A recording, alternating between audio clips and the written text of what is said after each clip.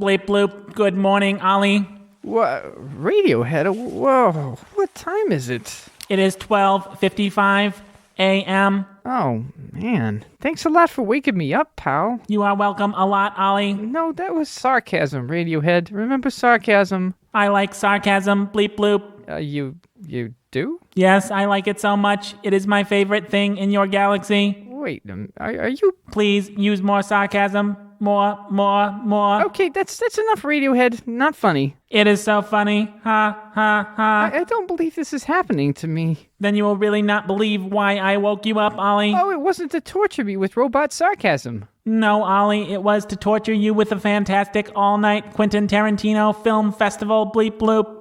What? I can see from your brainwaves that you are now very awake. You will have trouble going back to sleep. Hey, that's not very nice, Radiohead. But it is funny. Bleep bloop. I don't think this is funny. I think this is painful in a lot of different ways. Quentin Tarantino would think it is funny because it is painful in a lot of different ways, like torture. You know, that sounds really perverse, Radiohead. I made you coffee. Here. What? No, I don't want any coffee. Please try it, Ollie. I made it especially for you. Oh, fine. This is terrible coffee. Ollie, I have decided that people like what hurts and demoralizes them. Who taught you that? Tarantino. Then why would I ever want to watch any of his movies? Do not worry, Ollie. Our first film will no doubt be a happy story of several canines near a large reserve of water. Reservoir Dogs. I feel sick, Radiohead, and I've got to get ready for work. If you feel sick, maybe you should cancel work. Bleep bloop. You can use it to finish watching Kill Bill Volume 2 with me. What? No way! I can't take any more explicit violence from this twisted Tarantino guy. Ollie, don't you mean you cannot take any more sickening violence from this twisted movie nut genius who turns low art pop kitsch into masterful, luxurious moving picture epics? Wait a minute. Have you been reading Brett McCracken articles again, Radiohead?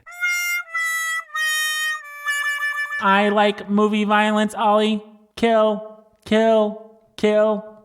Bill. How can you possibly justify that, Radiohead? Because Quentin Tarantino's films exemplify an incarnational aesthetic. Okay, I'm just no more repeating blasphemous things that Brett McCracken says. Ollie, you almost seem violent. I thought you liked violence, Radiohead. Only in the movies, Ollie, because then I can imagine it happening to someone else.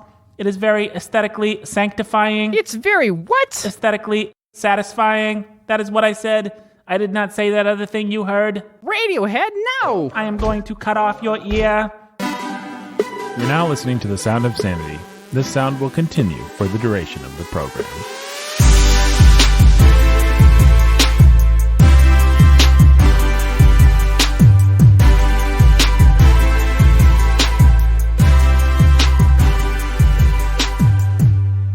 Hey everybody, welcome back to Sound of Sanity for another week of Christian sanity, telling you how to be sane as a Christian. My name is Nathan Alberson. I'm your humble and obedient host. We've got engineer and producer Ben in his house. I'm in his house. Benjamin, engineer and producer. Jay Solzhenitsyn at this point. What? You got another upgrade. No, I thought I was only trying to give him the upgrade that he already had. Oh man, I keep getting upgrades. Co-producer? I don't know what you are. Some guy that works on the show, Benjamin Solzer.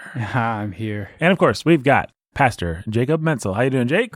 Good. How are you? I'm doing well, Jake. I'm excited today because we are going to talk about one of our old pals on Sound of Sanity, a man that wrote an article called The Joyful Longing of Carpool Karaoke. Paul McCartney's Carpool Karaoke. Yes, The Joyful Longing of Paul McCartney's Carpool Karaoke. People can dig through the archives and they can listen to some of these episodes. We won't bother explaining too much about them today. But the point is, we've got another Brett McCracken article, guys. Could it be?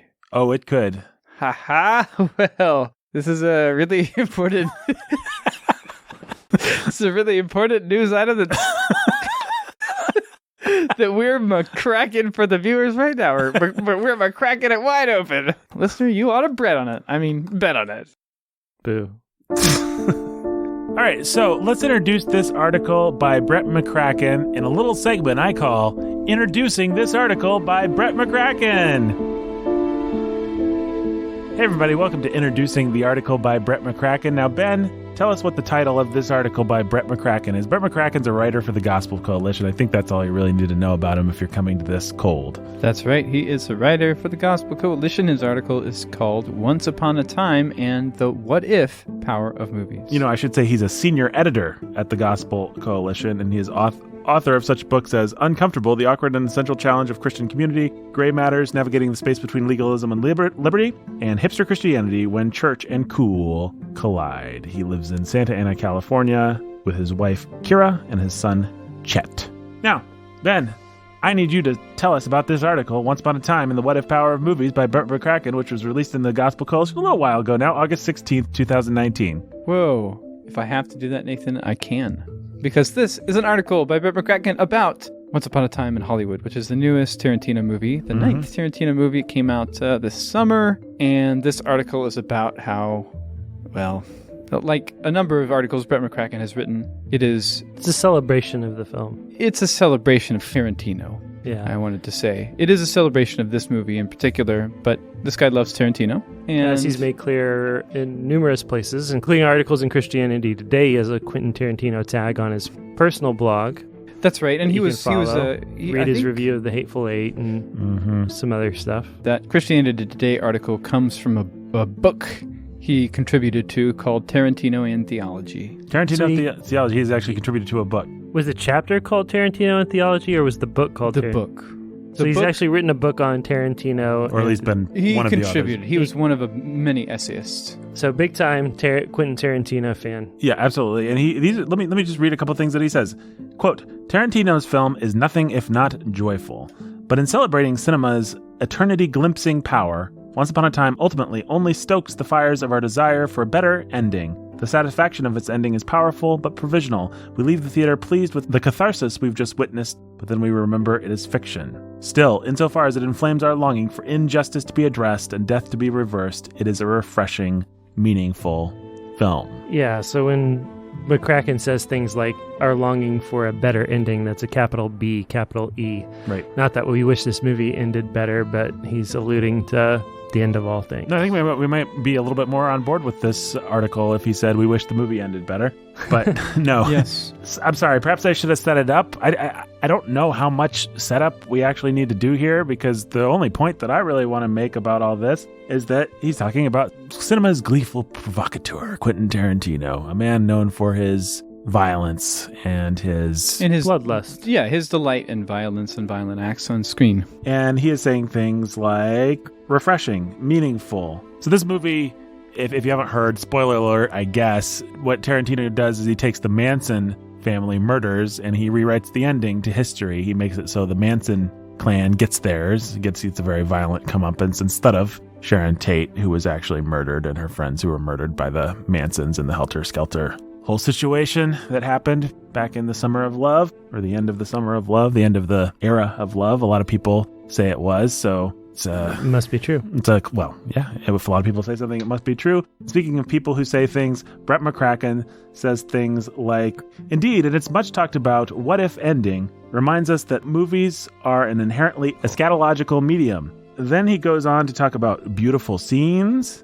cinema's haunting power to arrest death. And he says, when the film's inevitable violence does come in the final 20 minutes of a 2-hour and 45-minute runtime, it's as bloody and extreme as expected. So thank you for admitting that. But I want to read the next part. He says, watching the Manson killers face their vicious, imaginary comeuppance, and it's, what I understand, it's completely graphically vicious and as much as you can be. Anyway, let's see. They face their vicious, imaginary comeuppance in this way is unapologetically satisfying.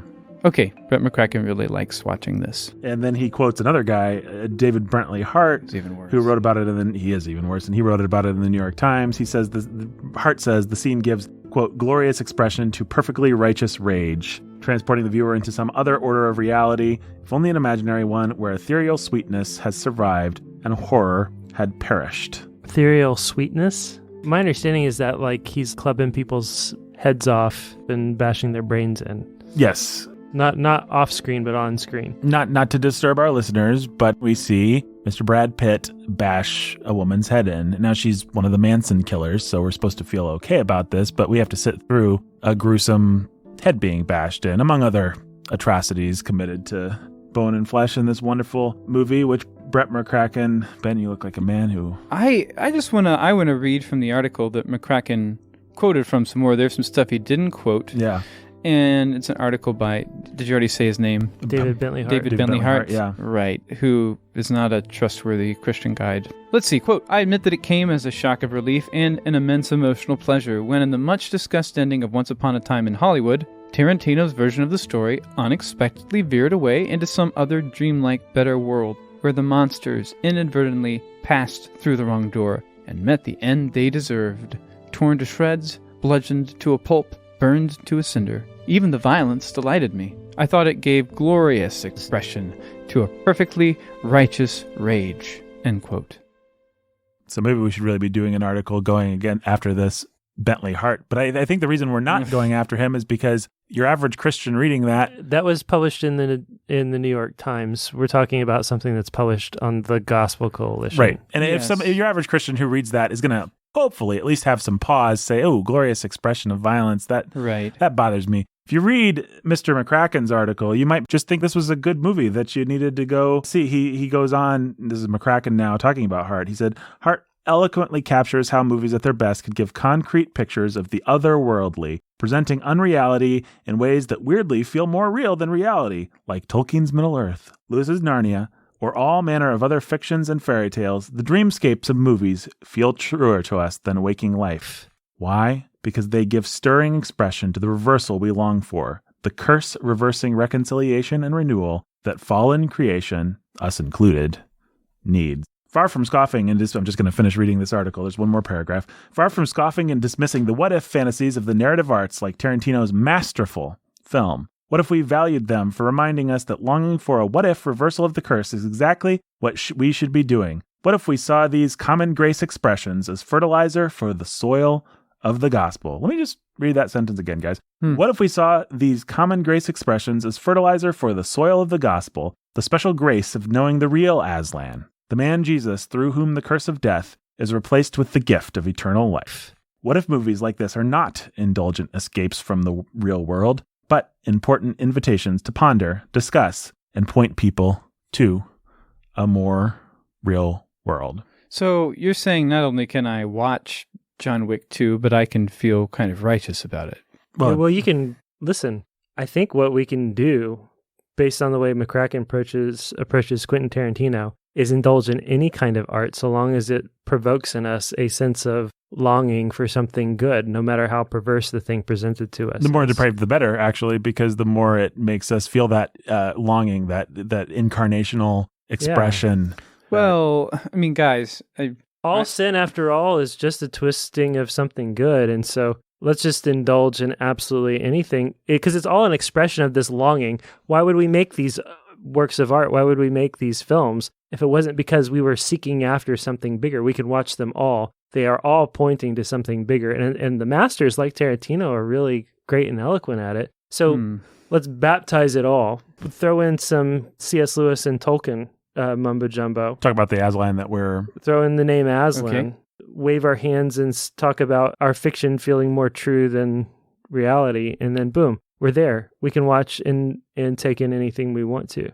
Well, okay. I understand that this is dumb and bad, but do you guys really think that ordinary Christians are going to be seduced by this kind of nonsense? There's a reason why it is published on one of the largest conservative quasi-reformed websites in the world. These guys, like even what I just read, it obfuscates the reality of what he's talking about so much that I think a lot of people listening are going to say, okay, well, he's got a point though. And it's like, no, he's talking about Brad Pitt bashing somebody's head in, and he's saying that this is something that teaches us something about Jesus. I mean, just to say it in very simple language, and that arouses our emotions in a direction towards God, towards Jesus, towards righteousness. Maybe the devil is going to bring this up if he happens to show up, which he probably won't. I mean, we've been off the air for so long. He probably that alarm must have busted by now. Devil's Advocate. We've moved since then. We have moved. So the Devil's Advocate is probably forgotten anyway. But the Psalms talk about this kind of thing. Yeah, just smashing their Vengeance. children on the rocks. Yeah. The children of Babylon. Well, let's do this, actually. Let's take a step back and let's make the best argument for Brett that we possibly can. I mean, I know the devil is going to do that if he shows up. Okay, let's do it. Let's in fact see if we can't disarm the devil by admitting a few things. Number one, stories do point towards truths, right? Yes. Point two, the Bible has a whole lot of violent imagery. The Bible does have a whole lot of violent imagery. Blood coming up to the bridles of horses, Jesus treading out the winepress of the wrath of the fury of God Almighty, his garments stained with blood. Mm-hmm. It says, what does it say about the saints rejoicing as the smoke of the wicked goes up? Aren't we just getting a little taste of what will actually be like in heaven as we rejoice at the sinner's demise? Aren't we actually getting a little bit of that when we see Brad Pitt violently dispatch these bad people? Yeah, and Psalm 137 was what I was alluding to earlier. How blessed will be the one who seizes and dashes your little ones against the rock. Something we're supposed to be singing about. Something we're supposed to be singing about. All right. Have you ever read the book of Judges? I have read the book of Judges, Jake. It has things in it. It does have things. It has a lot of we awful won't things even in mention it. them on our PG-rated podcast here. Well, let's just ask a question. Should we make those things into movies? Graphically explicit movies? Well, Brett McCracken says we should, or at least wants to allow for the possibility that we can. He should. I mean, I don't think that you read that quote from him about an artist's responsibility in terms of depicting this kind of stuff, did you? Oh, that was in a different article. I believe that was about Django Unchained or one of the other Tarantino movies. And okay, so Brett asks, quote, should artists be given free pass to depict the extremes of ugliness when their only purpose is to convey a purported verisimilitude to the reality of the world in which their story is set? In short, yes. I believe that insofar as an artist honestly sets out to tell a story that is truthful to the world in which it is set and to the real struggles of its characters, that it is their right and even obligation to not shield us from the darker elements. As I wrote recently in Relevant Magazine, something about the way the world is that is difficult, risque, R-rated, tells us that to be truthful, art must grapple with dark.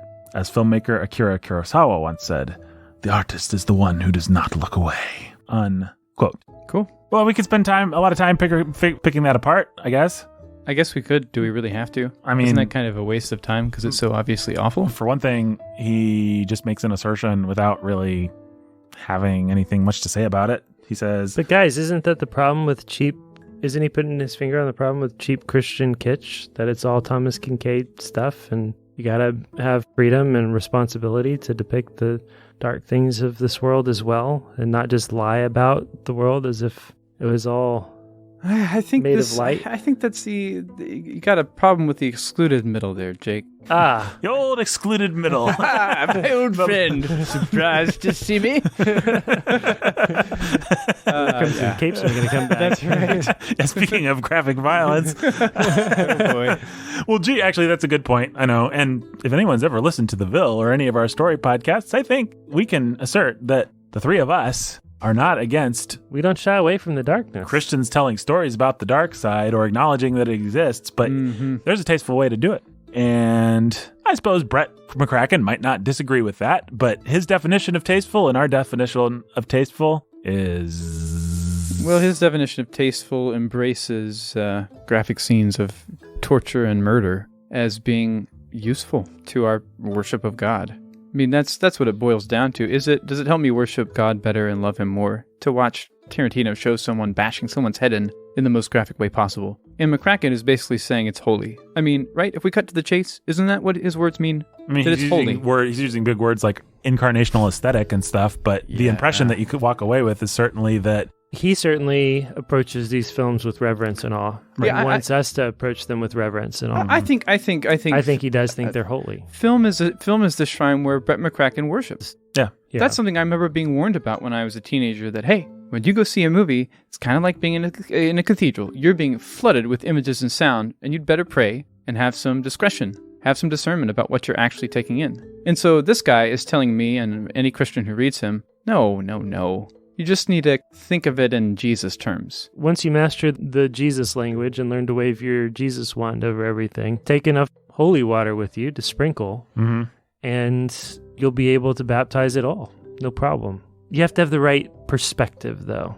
That's right. Brett's perspective. That's right. Yeah. That's You right. have to have the right language. That's right. The right perspective / Brett's language. You know, Brett's language. it did just occur to me. Maybe this is a question for another episode, which maybe we never have to do this other episode. But how do you reconcile the Christ-like, compassionate gaze, which is apparently so important with however Tarantino is looking at? Oh yeah, the Christ-like, compassionate cinematic gaze of Terrence Malick. Malick. That was the other article we did. We should Yeah. explain to people. He's a huge fan of both Tarantino and Malick, and what he Yeah. loves about Malick is that he Malick has a Christ-like gaze. has a I mean, Christ-like gaze. and that's not me in the being way- making a snarky. No, that's a direct that's quote. exactly a quote what he says. from his Yeah. article. Yeah, and so the perspective of the camera, the filmographer, the God who's watching and telling and crafting this story is Christ-like and full of compassion, and that's what's so awesome about Terrence Malick and what's so awesome about good movies. Well, and that's fascinating to me, the cognitive dissonance there, because I will admit I've seen a Tarantino film or two in my time. What is absolutely striking about them, above all else, I would say, is their lack of compassion. Yeah, that's what We live in a world where violence is it's funny. cold and funny. Is cold and funny, and people's, like the famous scene that probably more of our listeners than would like to have seen or remember is from Quentin Tarantino, where Samuel L. Jackson accidentally blows the guy's head off, and it's played for laughs, and it was a big deal back in '94 when that movie came out. That made Tarantino's career, right? Like the big moment from his filmography is someone's head getting blown off very graphically, and it turning into an extended comedic sequence where we're not supposed to take it that seriously. And If I were McCracken, if McCracken were here right now, I think he would say, well, there actually are a lot of compassionate moments in Tarantino. yeah, and he'd be crazy. I mean, yes, I grant you that he would say that, and I don't know where he'd get off saying that, because I'm trying real hard to do this show. It's possible, Well, folks, in that I may have Reservoir seen a Dogs, you Tarantino feel film. the tension of you don't, though. You feel like, hey, this is awesome. This is fun. There's pop songs. The bride is killing. So let's take Brad Pitt bashing this poor woman's head in Once Upon a Time This in poor Hollywood. woman, you mean that monster? Well, here's the thing. Okay. If Brett McCracken was writing about Terrence Malick, I'm sure he'd be the first to write something about the Christ-like gaze sees all of us with compassion. But then Tarantino is able to willfully, not just willfully, but gleefully dehumanize this person, make them into an object of scorn, a monster. A monster, a bucket of blood that just needs to be spilt. I mean, that's all this woman becomes. That's not Christ-like. I like to think Christ is compassionate. Okay, so McCracken says, yeah, Until fine. the I end, like two until different judgment. things. I like two different things. I like Malick and I like Tarantino, and I was writing about the different reasons I like. I mean, isn't that what he would say? I'm sure he I would. like the Book of Revelation, and I like the Gospel of John.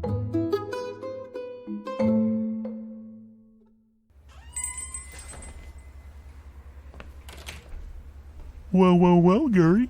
Is it Lance Redford? Lance wants to rent a movie, does he, Walter? Want to rent a movie from the video store, Lance? Well, you guys have accurately discerned why I walked into your movie store.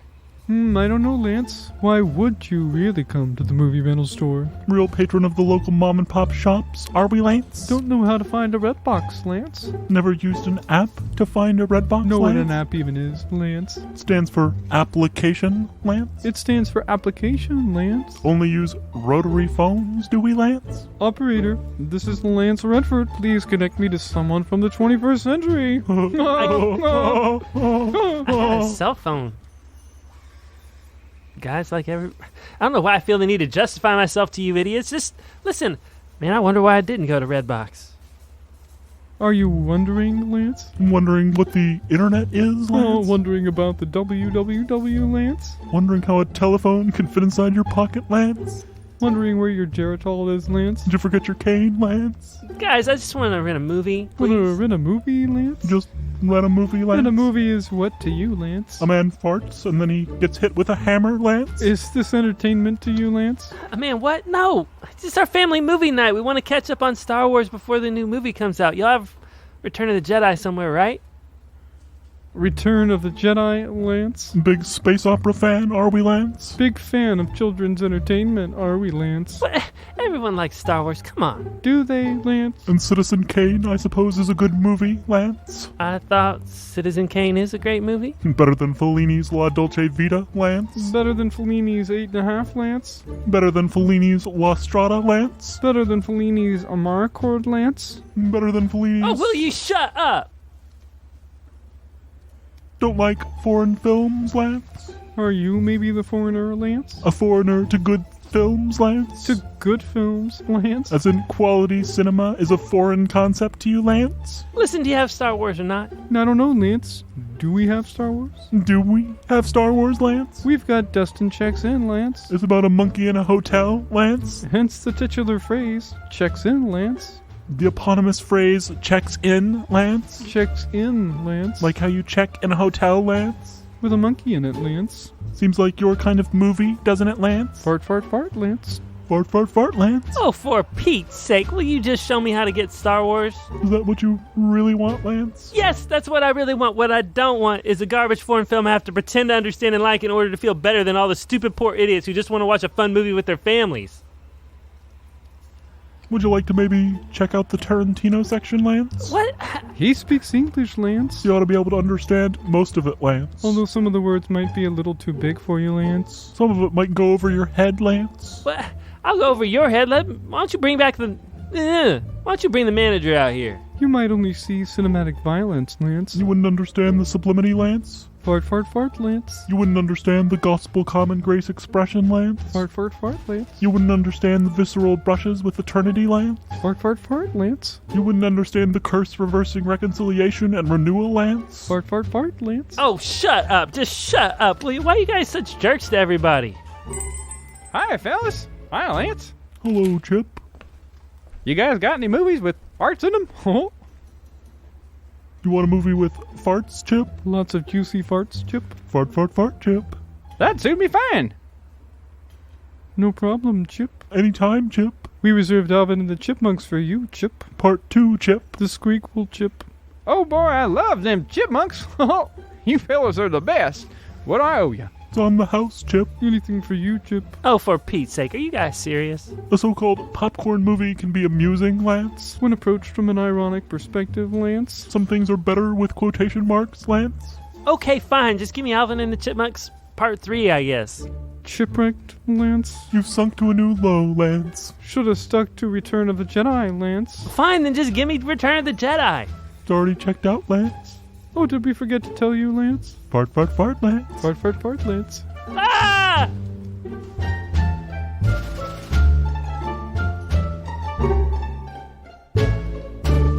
Well, I think the way to get at this is to delve a little bit more into the gospel of Quentin Tarantino in a little segment I call The Gospel of Quentin Tarantino.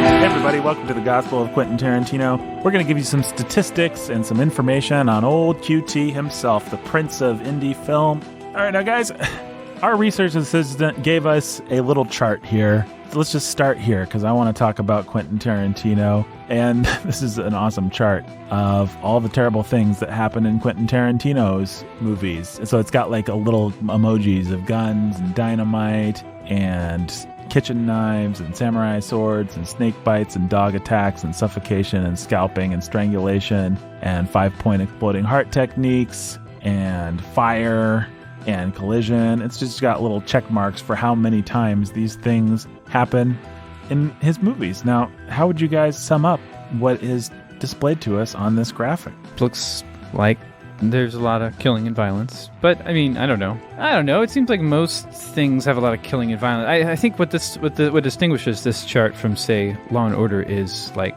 scalping and eye gouging and... Well, and the degree to which, like, if you're gonna go on-screen body counts as a guide, you're going to end up with a whole bunch of movies that have CGI aliens. Right.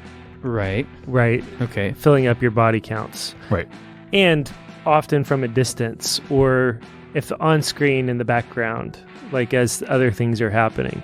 Right. Right. And it's going to be in a war scene, like in Avengers or something like that. And we could argue, to be Tarantino- fair, we could argue before you get there, we could argue that it does inculcate a kind of callousness in us and in our children to watch Avengers movies where there's always some nameless, faceless foe that just gets that is by definition inhuman or and just there to be blown slaughtered up.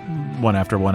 You know, they can Yeah. blow up, slaughter, The droids kill. in Star Wars, Right. We could have that argument. That's not what we're talking about, and I think you're about to Or make nameless, faceless stormtroopers or whatever. right. But the difference in Tarantino is that when he does it, we're going to have the close-ups, we're going to linger, we're going to watch. The point isn't that people are dying, Right.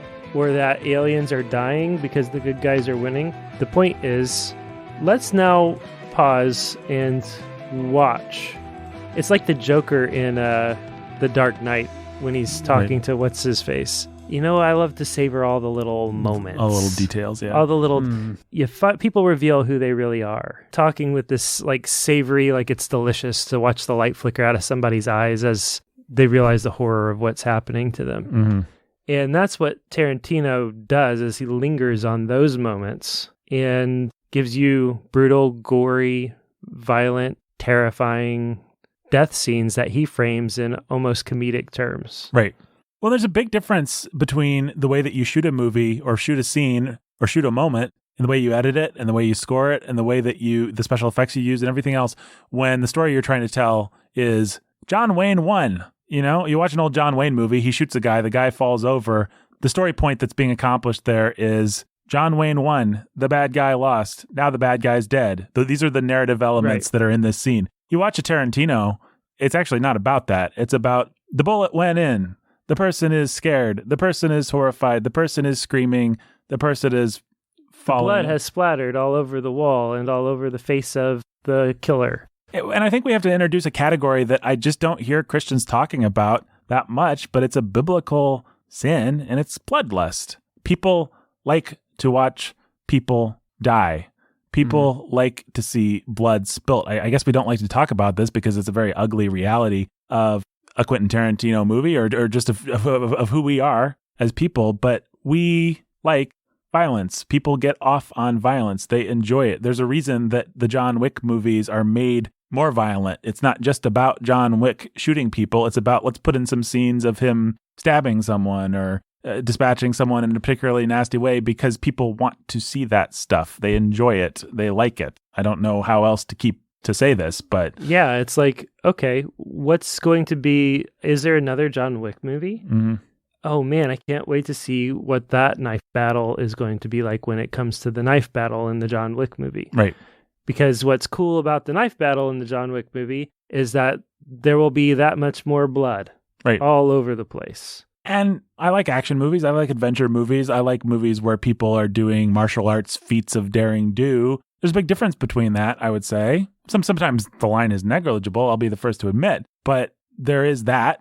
And then there is the point of the scene is death and enjoying blood and being titillated by it. And these are things that are titillating to people. And maybe some of our listeners are tender-hearted and think, how could that be titillating? Or it's not titillating to me. But all you have to do is see the success of someone like Quentin Tarantino, see the success of certain action movies that actually aren't about action, but are just about gore, of horror movies. You know, in my day, it was the Friday the 13th movies, which don't have good plots, don't have good scripts, don't have interesting characters. All they have is a guy in a cocking mask killing people in different ways. And you go and watch a movie like that with a big audience, what they do is they cheer. And they don't have any empathy or love for the characters. They just like to see the teenagers get killed in interesting, gruesome, fun ways. And if somebody takes off their top in between, so much the better. And that's not an exaggeration. That's the way these movies are made. If you talk to a horror fan, they'll tell you that's what they want. That's what they like. If you talk to a good horror director, they'll tell you that's what they provide.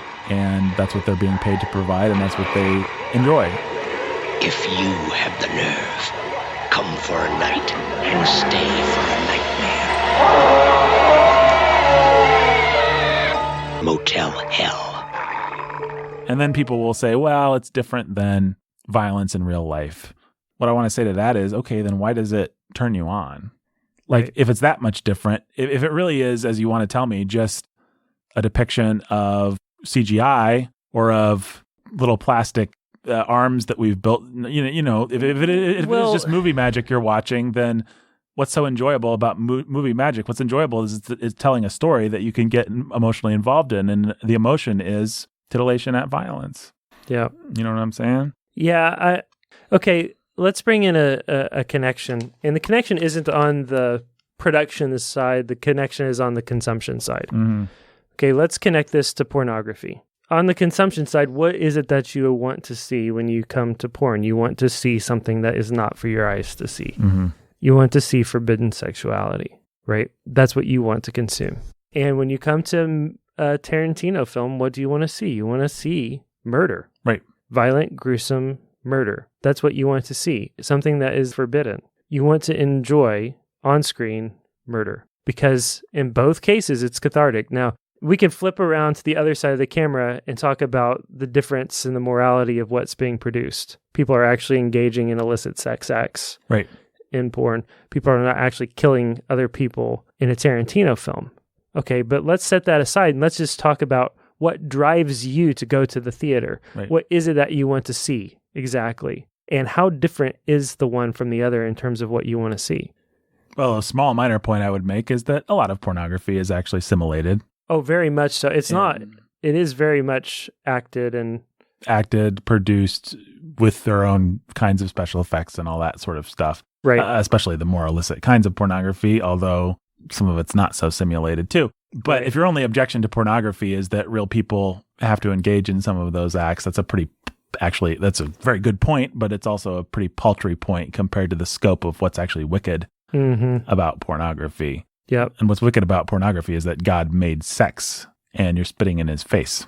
And God made life. And God made life. He put his image in people. That's what you're watching. That's what Brett McCracken is saying, has this incarnational aesthetic. That's what he's using these kinds of words about, is a scene of Brad Pitt bashing somebody until the God-given image that's stamped on them is stamped out and debased and uglified and destroyed.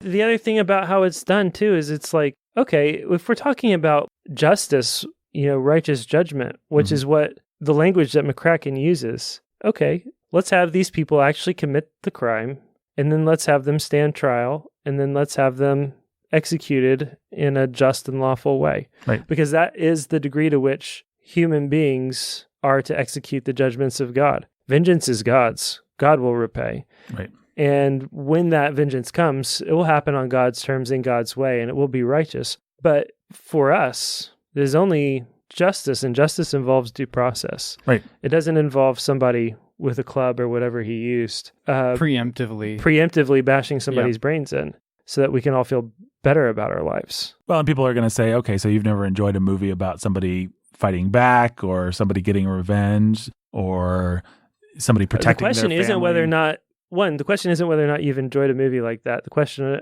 is whether or not it was right to enjoy a movie like that. Absolutely. That is a very fair point. And then to what degree, what kinds of things are right to enjoy? So, I mean, it's just not the same thing. But what I always want to say to young men, and I'm sure I've said this on Sound of Sanity before, is there ought to be something that you say no to. And the thing that you never get from somebody like Brett McCracken is, this is the movie that I walked out of. We could argue about where the line is, but can you at least show me that you have a line like, this is too much? And that's a pretty paltry, I guess that's my word of the day. That's a pretty paltry thing to ask. Like, we should be going farther than that. But my point in saying that is we generally don't even get that far. Like we could sit here and we could argue about like what kinds of movies reinforce our bloodlust, what kind of movies are actually about justice. When we watch a John Wayne movie, does it mean this? When this happens in a movie, we could have that discussion, but we can't even have that discussion because people just want to... Well, here's the problem that you're addressing implicitly, right? The Corinthians write to the Apostle Paul and they say, what's permissible? Is this permissible? Is that permissible? Is this permissible? Is that permissible? And he comes back and says, what a stupid, terrible question. Maybe instead of asking if this is permissible, like what's underneath the question, is this permissible, is the implication, what can I get away with? How far can I go? And he says, that's the wrong question. The question isn't, is it permissible? The question is it beneficial? It's not how bad can I be, but how good can I be?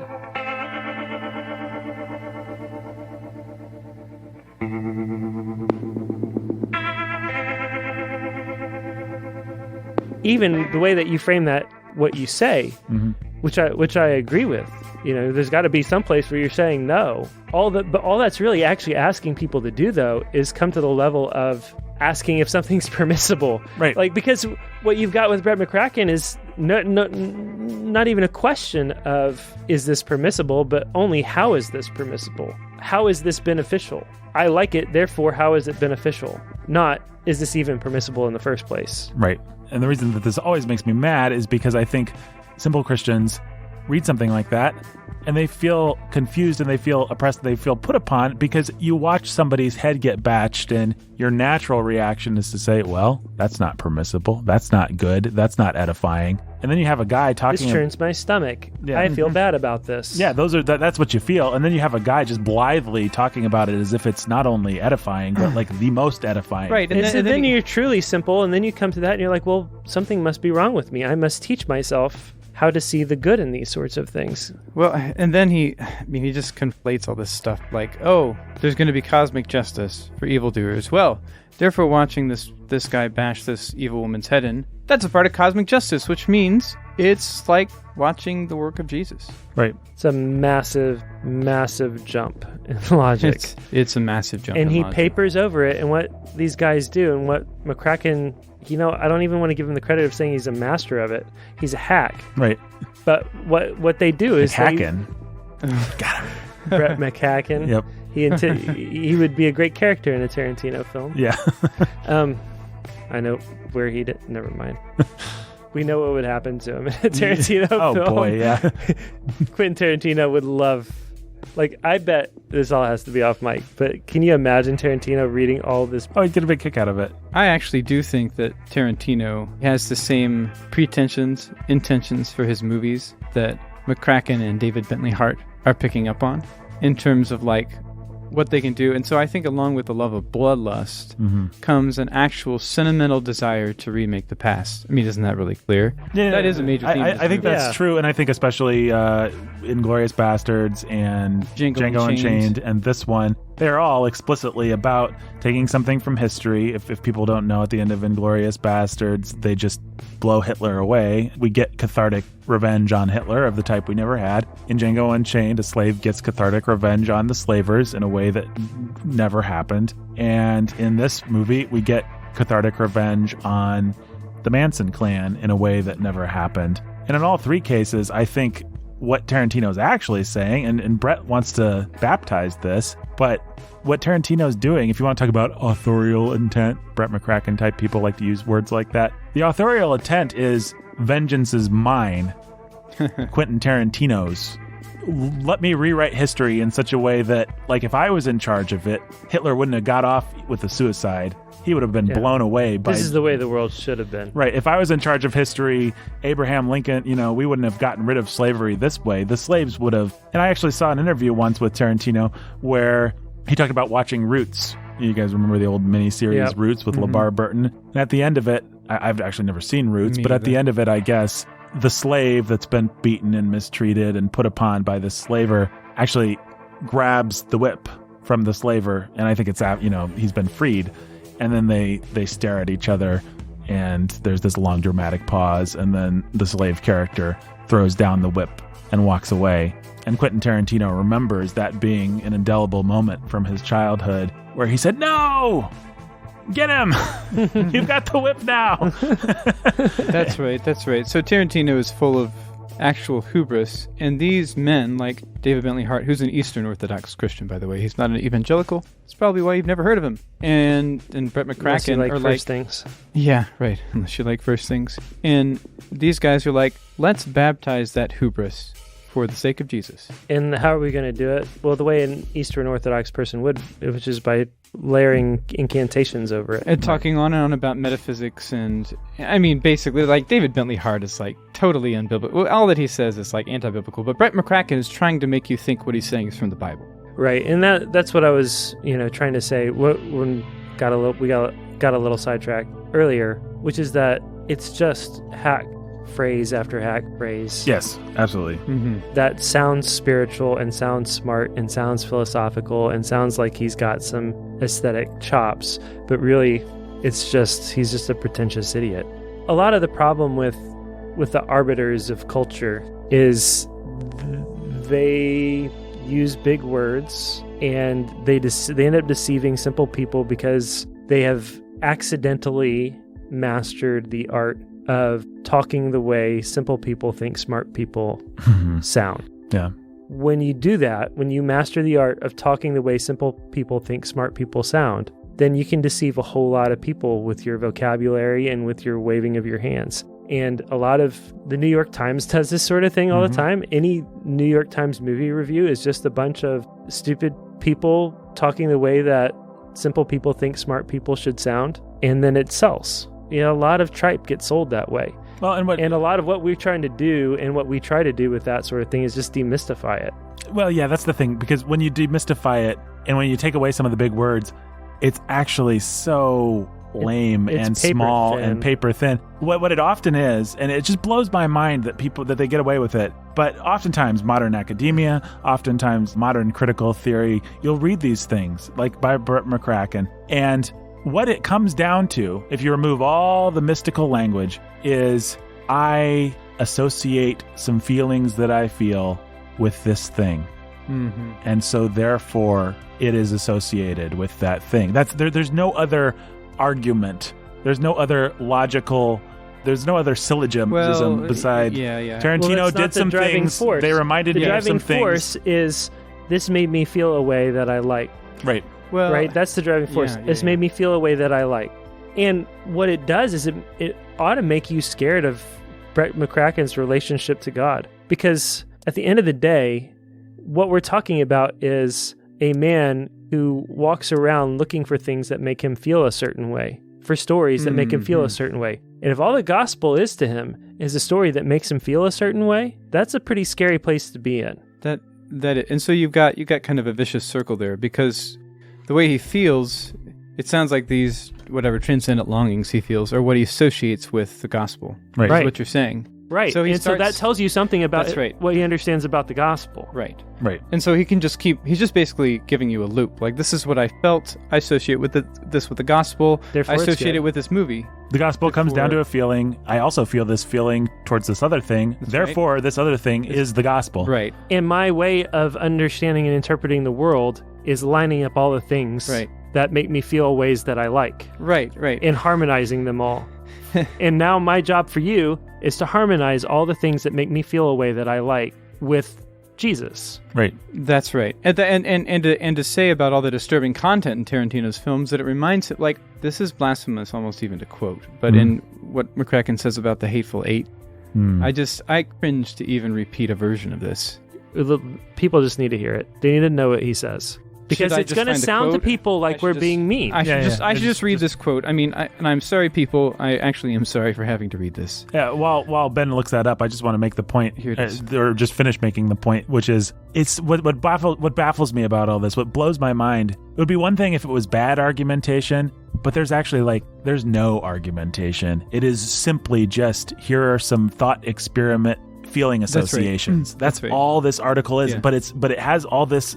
These 4-syllable, 5-syllable words that can make you think, that can make me think, that can make all of us feel like there's a little bit more weight and heft and gravity to what he's actually saying. And it would be fun. Maybe we'll do this sometime to simply reduce every one of those words to the 1-syllable version and see how this actually read. Yeah, because there's not much to it. That's anyway, Ben. Yeah, okay. So this is the only argument of any sort in this article about the Hateful Eight is Brett McCracken noting that Quentin Tarantino frames a really significant establishing shot or two using a crucifix in the foreground in his movie The Hateful Eight. So crucifix, just to remind you if you're an evangelical, actually has Jesus, the crucified Jesus, on it. As opposed to just a cross. As opposed to just a cross, right. And that's typical that's ubiquitous in Catholic churches. Right. Okay, and so he is trying to construct a mountain out of this one shot of the crucifix, and he just insists on seeing the whole film that way. So here's how he concludes. Quote, "Where does Jesus Christ fit into all this? His crucified visage looms poetically over the whole ugly affair. But to what end? Whether Tarantino intended it to or not, I see in the crucifix the one true hope for reconciliation in a world torn apart by violence, revenge, greed, and injustice. In the cross, man has hope of being reconciled to God. no matter what he has done, but also hope to be reconciled to his fellow man, despite any dividing walls of hostility that inevitably exist. The Hateful Eight is a violent, hate-filled film, devilish in its chaos and arguably nihilistic in its assessment of humanity. And yet, there is Jesus, there is justice, and there is the faintest glimmer of hope for the desperado wretches and criminal mavericks who spill each other's blood. A man whose own spilt blood spells forgiveness for the unforgiven and deliverance for the depraved. End quote. That is just quite simply blasphemous, and it's a giant stretch as far as... It's so arguably nihilistic, for one. I mean, come on. Arguably. If Tarantino puts a cross, or a crucifix rather, over his bloodbath, it's ironic. It's cynical. I've not seen Hateful Eight, but... Well, now you're judging Tarantino's intentions, Jake, instead of looking at it through gospel eyes. Nicely done, Ben. See, you two could play this game. Me and Brett McCracken can both play this game all day. But here's the thing. Let me read a couple quotes from Tarantino, because Tarantino is the first person that would laugh, I think, at a lot of this Brett McCracken stuff. Yeah. Quote, violence, this is from Newsday in 1994. This is back when Pulp Fiction came out. Quote, violence is just one of many things you can do in movies, Tarantino said. People ask me, where does all this violence come from in your movies? I say, where does all the dancing come from in Stanley Donen movies? They'd be singing in the rain. If you ask me how I feel about violence in real life, well, I have a lot of feelings about it. It's one of the worst aspects of America. In movies, violence is cool. I like it. So it sounds like Tarantino is almost saying that he just likes violence in movies. I think Tarantino almost has been quite articulate and clear about that. Tarantino is... he almost has. Nothing if not a guy who likes to talk. Has. Yeah, and here's a quote that makes it obvious that Brett McCracken has taken his line of... Or at least Brett McCracken is in the Tarantino line when it comes to art and an artist's responsibility. Right. This is from the Chicago Tribune in 1993. But still, this is a movie, Tarantino says. I guess that would be about Reservoir Dogs. Is that right? Anyway, I don't know what year is this? What it is. 93. Mm-hmm. The bottom line is, I'm not responsible for what some person does after they see a movie. I have one responsibility. My responsibility is to make characters and to be as true to them as I possibly can. End quote. Right, which is exactly what McCracken said that an artist should do. There's an article from The Observer, again in 94, when Pulp Fiction the violence was a little bit more new and exciting feeling back then. So exciting, I say ironically, but everybody was more shocked by it. So there was got a lot of press, and he had to do a lot of interviews. Quote, to say that I get a big kick out of violence in movies and can enjoy violence in movies, but find it totally abhorrent in real life, I can feel totally justified and totally comfortable with that statement. Unquote. Now, I actually think that's a better argument than anything McCracken would ever say. Yep. He wants to just sanctify it. Tarantino just asserts, and I don't know, he doesn't really have any evidence or anything, but at least his assertion is, what do you want to say, a bold-faced. Tarantino's not as much of a hypocrite. Tarantino just wants to say, there's violence in movies, there's violence in real life. I like the one. I don't like the other. Yeah, and they don't have to be associated. So like in an interview with Jake Tapper, he says, I had a good time when I was a kid watching these movies. I have a little joke, but it actually is kind of true that kids who watch violent movies, again, who like them, not that you force them, but if the kids will respond to that naturally, it won't make them a violent human being when they grow up, but it could very well make them violent filmmakers when they grow up. I just like seeing violence on screen. I like putting violence on screen. I liked it when I was a kid. I like it now. And that doesn't make me a bad person. And kids watching this stuff, if they like it and they respond to it naturally, they're not going to go out and kill people, but they might go out and make some violent movies because it's fun. Mm-hmm. So McCracken watches these gleefully violent movies, and he wants to turn that into, well, it's all about Jesus or something. At least Tarantino, Tarantino's still a hypocrite, and he's still a fool, and he's still a liar. But at least he just tells one lie, right? Right, which is it's fun. Right. McCracken, I think, knows it's fun because he wouldn't enjoy these movies or get anything out of them unless he thought it was fun. Well, I mean, both McCracken and Bentley Hart basically are saying, man, we wish those particular acts of horrible violence that we saw on screen had really happened in real life because that would make them even more enjoyable. Right. I mean, that's explicitly what Hart says, and that's the implication of what McCracken says. And that's what Tarantino is doing. That's what Tarantino denies would be good. Right. I don't think he really does. I think he's already inconsistent, basically. Well, yeah, because he showed us what he wants. Well, sure, but at least by what he's saying. Well, basically, he gave a lot of interviews saying violence in movies is not the same as violence in real life before, back in the old days through Kill Bill. But then he went and did a bunch of historical revisionist movies that are basically just, I think, Tarantino saying this is exactly how the world should run. It should be my style of justice. And my style of justice doesn't allow for any kind of compassion, any kind of judgment that's made by any higher authority than just if somebody wrongs you, you blow them away. And McCracken wants to take that and he wants to sanctify it.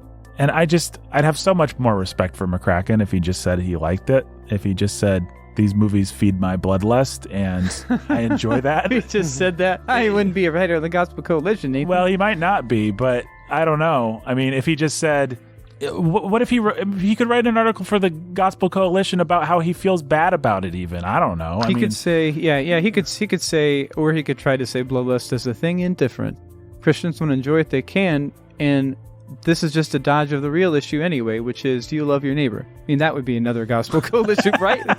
Like, do you have compassion? That would be a better for those one. Who suffer. That would be a better one. Let's just argue in favor of bloodlust. We could assert all kinds of terrible things and argue for them, and they'd make more sense than these weird, mystical, vaguely C.S. Lewis-inspired articles for the transcendence that we find. But I think he knows that that's what's going to play best for people, because it just, instead of actually addressing the issue one way or another, it just fogs it and allows him to just like what he likes and sprinkle a little holy water on it.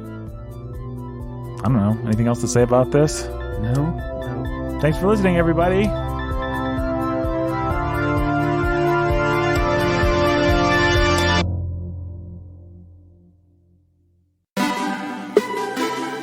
Sound of Sanity today was produced by Nathan Alberson, executive produced by Jacob Menzel and Nathan Alberson, associate performed by Benjamin Sulzer. Yeah. Until next time, Stay sane.